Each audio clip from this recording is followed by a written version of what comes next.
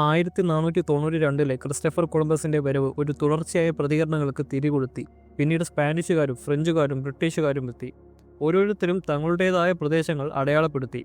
1600കളുടെ തുടക്കത്തോടെ കോളനിക്കാർ കിഴക്കൻ തീരങ്ങളിൽ വാസസ്ഥലം നിർമ്മിക്കാൻ തുടങ്ങി. ജെയിംസ് ടൗൺ, പ്ലീമൗത്ത്, അങ്ങനെ. ആദ്യം പല ആദിവാസി ഗോത്രങ്ങളും അവരെ സ്വാഗതം ചെയ്തു.